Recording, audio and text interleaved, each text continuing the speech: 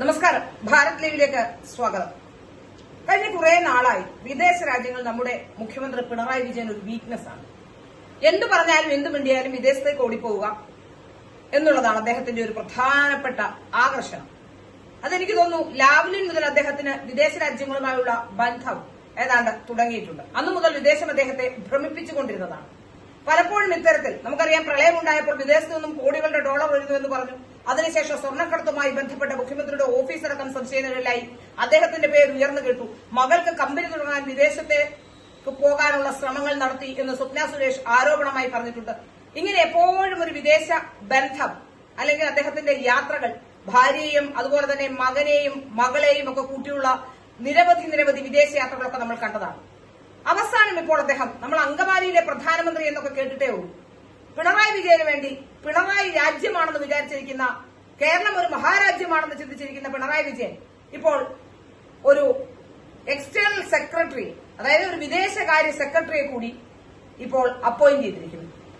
ഒരു senior IAS ഓഫീസറായ K Vasuki, labour and സ്കിൽസിന്റെ ചുമതലയുള്ള കെ വാസുകിയെ, അതായത് വിദേശ രാജ്യങ്ങളുടെ കാര്യങ്ങൾ കോർഡിനേറ്റ് ചെയ്യണം, വിദേശ രാജ്യവും സംസ്ഥാനങ്ങളും തമ്മിലുള്ള ബന്ധങ്ങൾ കോർഡിനേറ്റ് ചെയ്യണമെന്ന് പറഞ്ഞുകൊണ്ട് ഒരു സെക്രട്ടറിയെ നിയമിച്ചിരിക്കുന്നു എന്ന പ്രധാനപ്പെട്ട വാർത്തയാണ് വരുന്നത്.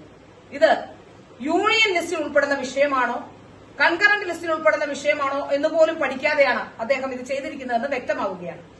അദ്ദേഹത്തിന് ഇത് ചെയ്യാനുള്ള ഒരു റൈറ്റും ഇല്ലെന്നിരിക്കെ എന്തിനാണ് പുതിയതായി ഇപ്പോൾ വാസുകിയെ അത്തരത്തിലൊരു എക്സ്റ്റേണൽ സെക്രട്ടറി എന്ന പദവിയിലേക്ക് നിയോഗിച്ചത് എന്ന ചോദ്യം ഇപ്പോൾ ഉയർന്നു വരികയാണ്. ഒരു വ്യാജമായ ഉത്തരവെന്ന് വേണമെങ്കിൽ പറയാം. അത്തരമൊരു ഉത്തരവ് ജൂലൈ 15 അദ്ദേഹം ഇറക്കിക്കഴിഞ്ഞിട്ടുണ്ട്. ഏതായാലും വിദേശവുമായി ഇദ്ദേഹത്തിന് എന്താണ് ഇത്ര ബന്ധം, അല്ലെങ്കിൽ വിദേശത്തോട് എന്താണ് ഇത്ര അട്രാക്ഷൻ എന്നുള്ളത് ചോദ്യം ചെയ്യപ്പെടേണ്ട വിഷയം തന്നെയാണ്. ഒരു കാര്യവുമില്ലാതെ വിദേശത്തേക്ക് ഒരാളെ നിയമിക്കുക. നമുക്കറിയാം, ഡൽഹിയിലുണ്ട് കേരള ഹൌസിൽ കേരളത്തിലെ മിനിസ്ട്രി ഓഫ് എക്സ്റ്റേണൽ അഫയേഴ്സുമായി ബന്ധപ്പെട്ട് വിവരങ്ങൾ കോർഡിനേറ്റ് ചെയ്യാനാണെന്ന് പറഞ്ഞ് അവിടെയും ഒരാളെ നിയമിച്ചിട്ടുണ്ട്. നമുക്കറിയാം, ഈ അടുത്ത കാലത്ത് അപകടമുണ്ടായപ്പോൾ വീണ ജോർജിനെ വിദേശത്തേക്ക് അയക്കാൻ നടത്തിയ ശ്രമം, വീണ ജോർജ് അവിടെ ചെന്നിട്ട് ഒന്നും ചെയ്യാനില്ല എങ്കിൽ പോലും അത് അയക്കാൻ അദ്ദേഹം നടത്തിയ ശ്രമം, എന്തിനാണാവോ അദ്ദേഹം ഈ വിദേശ രാജ്യങ്ങളുമായി ബന്ധപ്പെട്ട് മാത്രം ഇത്രയധികം കൃത്യതയും അല്ലെങ്കിൽ അതിനോട് മാത്രം ഇത്രയധികം ആത്മാർത്ഥതയും ആ വിഷയത്തിൽ മാത്രം അദ്ദേഹത്തിന് കാര്യങ്ങൾ കൊണ്ടുപോകാനും ഒക്കെ ശ്രമിക്കുന്നത് എന്ന ചോദ്യം പ്രസക്തമാവുകയാണ്. എന്താണ് പിണറായി വിജയന് വിദേശ രാജ്യത്ത് ഉള്ളത്?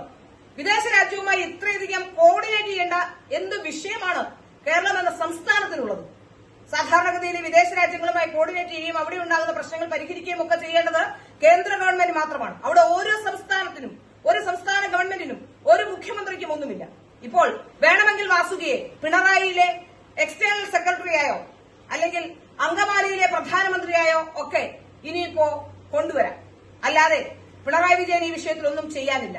എന്നിട്ടും വ്യാജ ഉത്തരവുമായി എന്തിനാണ് ഇങ്ങനെ ഓരോ ദിവസവും പരിഹാസ്യനാകുന്നത് എന്ന ചോദ്യം പ്രസക്തമാവുകയാണ്. ഇനിയിപ്പോ ചിലപ്പോ കേരളത്തിൽ നിന്ന് പുതിയ പ്രതിരോധ മന്ത്രിയും കേരളത്തിൽ നിന്ന് പുതിയ പ്രധാനമന്ത്രിയും ഒക്കെ ഉണ്ടാവുന്ന കാലം വിദൂരമല്ല എന്നാണ് തമാശ രൂപത്തിലെങ്കിലും ജനങ്ങൾ പറയുന്നത്.